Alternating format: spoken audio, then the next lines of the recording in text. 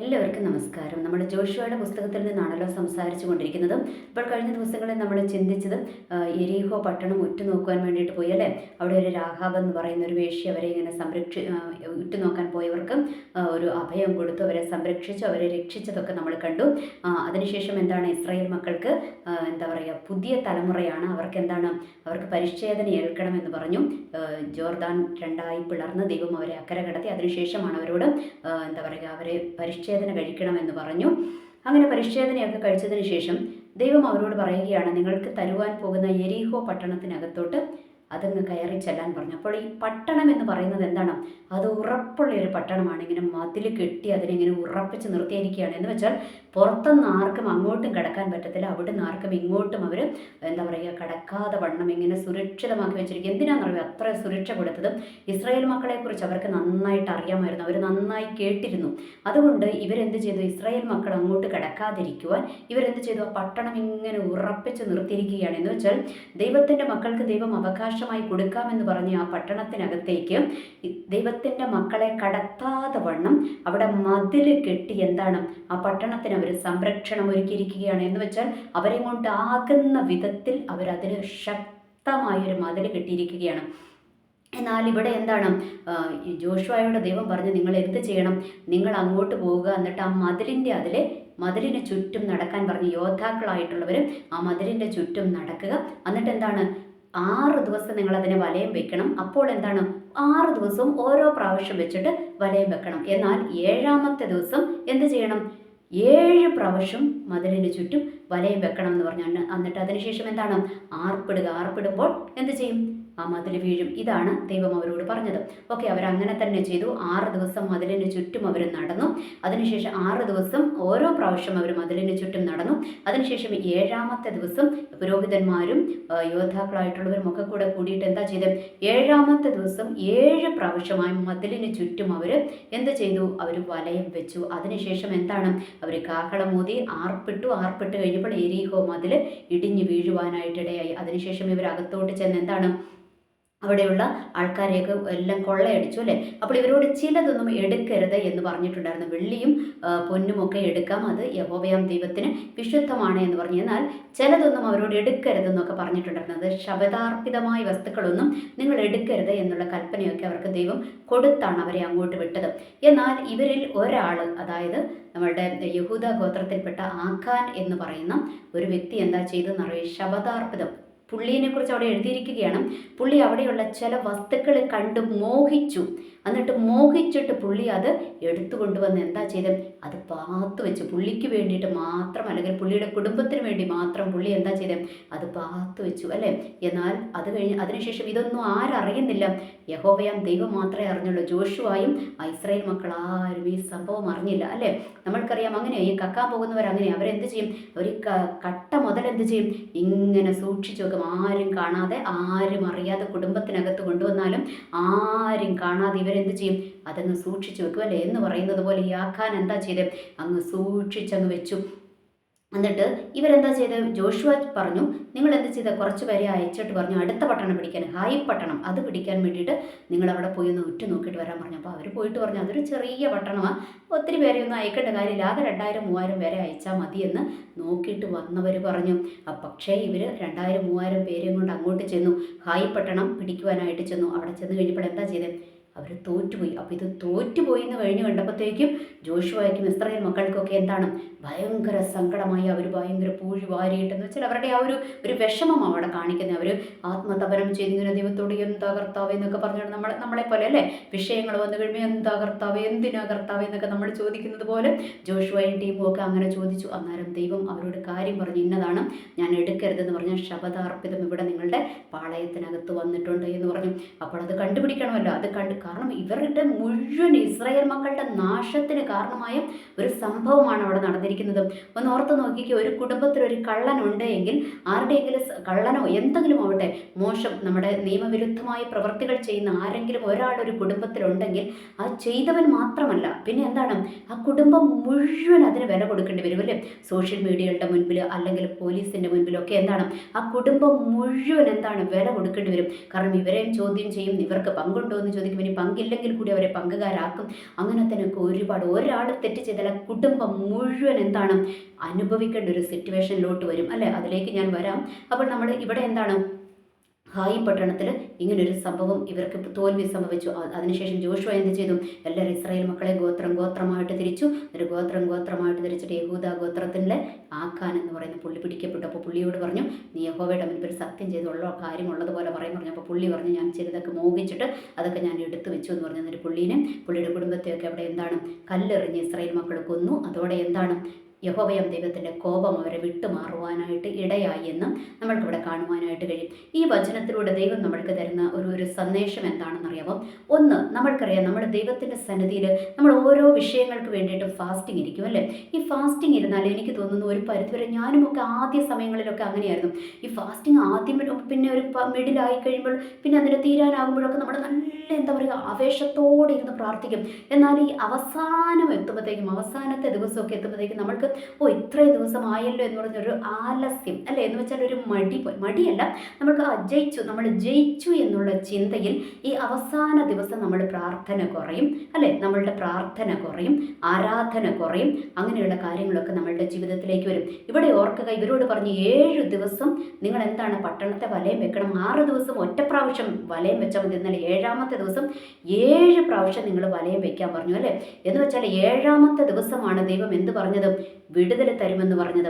അതുകൊണ്ട് 7ാമത്തെ ദിവസം ഇവർ ആർപ്പിടുക എന്ന് പറഞ്ഞാൽ സ്തുതിക്കുക അല്ലേ. ദൈവത്തെ സ്തുതിച്ചവരുടെ അവരാരാധിച്ച് പാട്ടുപാടി കാഹളമൂതി അല്ലേ. അപ്പോഴാണ് ആ യെരിഹോ പട്ടണം വീഴുവാനായിട്ടിടയായത്. ഇന്ന് ഇതിലൂടെ ദൈവത്തിന് നമ്മളോട് സംസാരിക്കാനുള്ളതും പലപ്പോഴും നമ്മളുടെ വാഗ്ദത്തങ്ങളുടെ അല്ലെങ്കിൽ നമ്മളുടെ ഫാസ്റ്റിങ്ങിൻ്റെ ഒക്കെ വിടുതലിൻ്റെ ആ ഒരു ടോപ്പ് ലെവലിലോട്ട് നമ്മൾ എത്തിക്കഴിയുമ്പോൾ നമ്മൾ പലപ്പോഴും എന്ത് ചെയ്യും? നമ്മൾ നിസ്സംഗരായിട്ട് നിൽക്കും. എന്ന് വെച്ചാൽ നിസ്സംഗരെന്ന് പറഞ്ഞാൽ ചിലർക്ക് നിരാശ വരുമോ, ഞാൻ ഇത്രയും ദിവസം ഇരുന്നിട്ട് ഒന്നും കാണുന്നില്ലല്ലോ എന്ന് ചിലർക്കൊരു നിരാശ വരും. ചിലരും ഓവർ കോൺഫിഡൻസ് അല്ലേ, ഞാൻ ജയിച്ചു എന്നുള്ള വന്നിട്ട് അവസാനത്തെ ദിവസം എന്താണ്? അവസാനത്തെ ദിവസം ചിലപ്പോൾ മിണ്ടാതിരിക്കും. എന്ന് വെച്ചാൽ ഫൈനൽ ദിവസം ചിലപ്പോൾ നമ്മൾ അധികം പ്രാർത്ഥിക്കാനും ഒന്നും പോകാതെ നമ്മളിരിക്കും. എന്നാൽ ഇത് നമ്മൾക്ക് ദൈവം ഒരു വാണിംഗ് തരികയാണ്. ദൈവത്തിൻ്റെ പ്രവൃത്തി എപ്പോഴും എങ്ങനെയാണെന്നറിയാമോ? ഈ അവസാന നിമിഷം എന്ന് വെച്ചാൽ നമ്മളുടെ പ്രതീക്ഷകൾ അസ്തമിച്ച് അല്ലെങ്കിൽ നമ്മൾ ഇനി ഒന്നുമില്ല എന്ന് വിചാരിച്ചിരിക്കുന്ന അല്ലെങ്കിൽ നമ്മൾ ഓവർ കോൺഫിഡൻസോടെ ഇരിക്കുന്ന ആ ഒരു സമയത്തായിരിക്കും ദൈവത്തിൻ്റെ പ്രവൃത്തി വെളിപ്പെടുവാനായിട്ട് പോകുന്നത്. എന്ന് വെച്ചാൽ നമ്മൾക്കറിഞ്ഞുകൂടാ ഏത് സമയത്താണ് ദൈവത്തിൻ്റെ പ്രവൃത്തി വെളിപ്പെടുന്നതെന്നല്ലേ. മനുഷ്യപുത്രൻ്റെ വരവിലും അങ്ങനെയാണ്. ഏത് സമയത്ത് വരുമെന്ന് നമ്മൾക്ക് അറിയാത്തത് കൊണ്ട് ഒരുങ്ങിയിരിക്കാനാണ് പറഞ്ഞിരിക്കുന്നത്. എപ്പോഴും ഒരുങ്ങിയിരിക്കണം എന്ന് പറയുന്നത് പോലെ നമ്മൾ എന്ത് ചെയ്യണം? നമ്മളുടെ വിടുതലിൻ്റെ ആ ഒരു വിടുതൽ കയ്യിൽ ലഭിക്കുന്നിടം വരെ നമ്മൾ അതിശക്തമായ പ്രാർത്ഥനയും ഉപവാസവും അതിൻ്റെ കാത്തിരിപ്പും നമ്മളുടെ ജീവിതത്തിൽ ഉണ്ടാകണം. അവസാന സമയങ്ങളിൽ കൊണ്ടുപോയി എന്ത് ചെയ്യരുത്? കലം ഉടച്ച് കളയരുത്. അതാണ് ഈ ഒരു ഇതിനകത്തൂടെ ദൈവം നമ്മൾക്ക് തരുന്നത്. ഇനി അതുകൂടാതെ എന്താണ്? ദൈവത്തെ സ്തുതിച്ച് ഞാൻ ഒരിക്കലും ഇതിനു മുന്നേ ഒരു വീഡിയോയിൽ ഞാൻ പറഞ്ഞിരുന്നല്ലേ, ദൈവത്തെ സ്തുതിച്ച് കഴിയുമ്പോൾ, ദൈവത്തെ ആരാധിച്ച് കഴിയുമ്പോഴാണ് വിടുതൽ സംഭവിക്കുന്നത്. എപ്പോൾ തുടങ്ങുന്നു, സ്തുതി എപ്പോൾ അതിൻ്റെ മൂർധന്യാവസ്ഥയിൽ എത്തുന്നോ അപ്പോഴാണ് വിടുതലിൻ്റെ ഒരു വാതിൽ ദൈവം തുറക്കുവാനായിട്ട് പോകുന്നത്. അതുകൊണ്ട് നമ്മുടെ വിടുതലിൻ്റെ മെയിൻ തീം എന്ന് പറയുന്നത് എന്താണ്?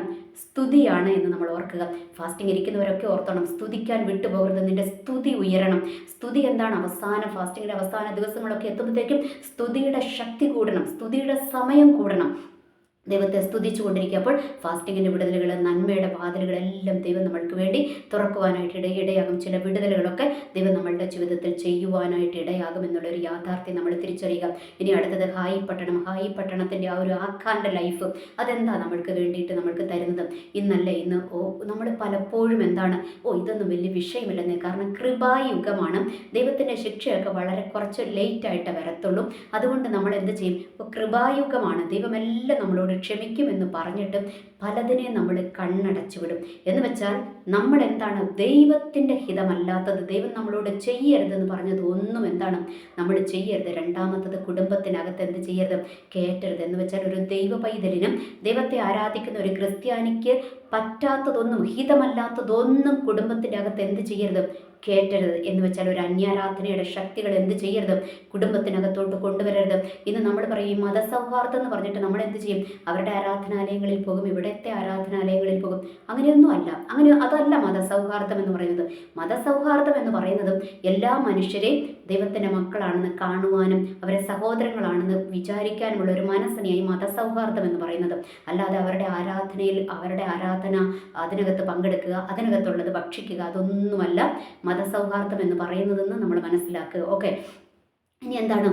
അതുപോലെ തന്നെയാണ് ഈ പെന്തക്കോസ്തുകാരെ ആണെങ്കിലും അച്ഛന്മാരാണെങ്കിലും സിസ്റ്റേഴ്സ് ആണെങ്കിലും എന്താണ് നമ്മളുടെ പാസ്റ്റർമാരാണെങ്കിലും ബിഷപ്പുമാരാണെങ്കിലും ആരാണെങ്കിലും എന്താണ് ദൈവത്തിൻ്റെ ആലയത്തിനകത്ത് നമ്മൾ സൂക്ഷിക്കേണ്ട ചില ലിമിറ്റുകളുണ്ട് അല്ലേ? നമ്മൾ നിൽക്കേണ്ട ചില ലിമിറ്റുകളുണ്ട്, നമ്മൾ സൂക്ഷിക്കേണ്ട ചില കാര്യങ്ങളുണ്ട്. അതൊക്കെ നമ്മൾ സൂക്ഷിക്കണം. എന്ന് വെച്ചാൽ നിന്റെ കരത്തിൽ ദൈവഹിതമല്ലാത്തത്, മോഹിച്ചു വരുന്നതൊന്നും നിന്റെ കരത്തിൽ ഉണ്ടാകരുത്. ദൈവഹിതമല്ലാത്തത്, ദൈവത്തിൻ്റെ ആലയത്തിൽ നിന്ന് പൈസ അടിച്ചു മാറ്റരുത്. അതിനൊക്കെ ദൈവത്തിന് മുൻപിൽ കണക്കുണ്ടാകണം. അല്ലെ, ഇന്ന് അങ്ങനെയാണ്. ഇന്ന് പെന്തക്കോസ്തുകാരെ എടുത്താലും അച്ഛന്മാരെ പള്ളിയിലോട്ട് പോയാലും എങ്ങോട്ട് പോയാലും ഇന്ന് എല്ലാവരുമല്ല, ഒരു വിഭാഗം ആൾക്കാരും ഇന്ന് സഭയുടെ സ്വത്ത് കണ്ടിട്ട് അതിനകത്തുനിന്ന് മോഹമുദിച്ചിട്ട് പല പൈസ അടിച്ചു മാറ്റി പലതും ചെയ്യുന്നുണ്ട്. ഓർക്കുക, ഇത് ചെയ്യുമ്പോൾ നിങ്ങൾ മാത്രമല്ല കുറ്റക്കാരാകുന്നത്. ഒരു തെറ്റും ചെയ്യാത്ത നിങ്ങളുടെ കുടുംബം, നിങ്ങളുടെ കുഞ്ഞുങ്ങളൊക്കെ ഇതിനകത്ത് ബലിയാടാകുമെന്നുള്ളൊരു യാഥാർത്ഥ്യം തിരിച്ചറിയുക. ഇത് അവരോട് മാത്രമുള്ളതല്ല, വിശ്വാസികളായിട്ടുള്ളവർ എല്ലാവരോടും ഉള്ളതാണ്. നമ്മൾക്ക് അർഹതപ്പെടാത്തതൊന്നും നമ്മളുടെ കുടുംബത്തിനകത്ത് വരരുത്.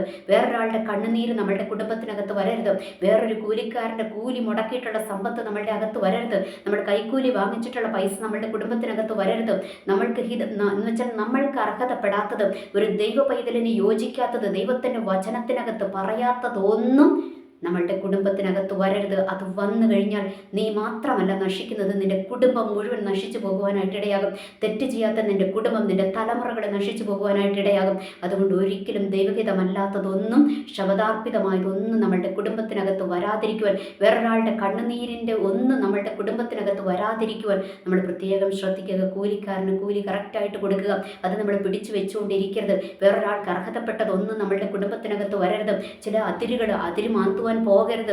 ചിലരങ്ങനെ ഇന്ന് അതിര് മാന്തിക്കൊണ്ടിരിക്കുകയാണ്. അതിര് മാന്തുവാനായിട്ട് പോകരുത്. നമ്മൾക്ക് അർഹതപ്പെടാത്തതൊന്നും നമ്മളുടെ കുടുംബത്തിനകത്ത് വരരുത്. അപ്പോൾ അതിനൊരു മറുവശമുണ്ട്. എന്താണെന്നറിയാമോ?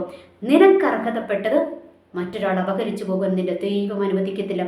വേറൊരാളുടേതൊന്നും നിന്റെ കുടുംബത്തിനകത്ത്, നിനക്ക് അർഹതപ്പെടാത്തതൊന്നും നിന്റെ കുടുംബത്തിനകത്തോട്ട് വരാതിരിക്കാൻ നീ ദൈവത്താൽ ഒരു തീരുമാനം എടുത്തു കഴിഞ്ഞാൽ നിനക്ക് അർഹതപ്പെട്ട ചില അവകാശങ്ങൾ, നിനക്ക് അർഹതപ്പെട്ടതൊന്നും എന്താണ്, അത് മറ്റുള്ളവരുടെ കരത്തിലോട്ട് പോകാതെ വണ്ണം ദൈവം അതിനെ വേലി കെട്ടി സൂക്ഷിക്കുമെന്നുള്ളതും ദൈവത്തിൻ്റെ പരിശുദ്ധാത്മാവ് ശക്തമായിട്ടൊരു ആലോചന പറയുകയാണ്.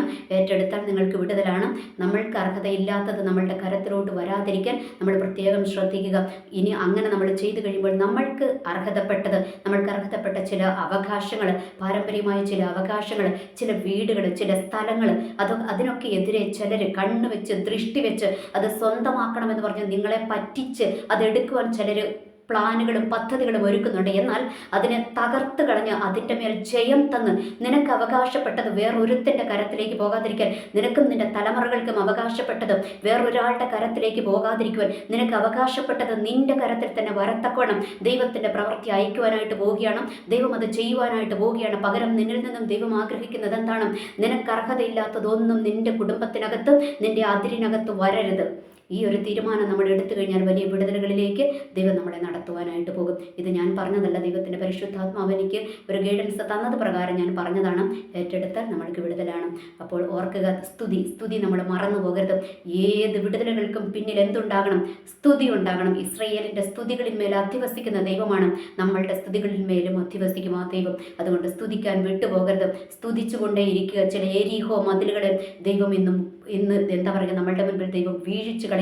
അതിൻ്റെ പിന്നിൽ എന്തുണ്ടാകണം? നമ്മളുടെ സ്തുതി ഉയർന്നുകൊണ്ടേയിരിക്കണം. നിന്നെ കടത്തത്തില്ലെന്ന് പറഞ്ഞ് നിന്റെ മുൻപിൽ മതിൽ കെട്ടിയിരിക്കുന്ന ചില മതിലുകളെ ദൈവം ഇടിക്കുവാനായിട്ട് പോവുക. സ്തുതി ഉയരട്ടെ.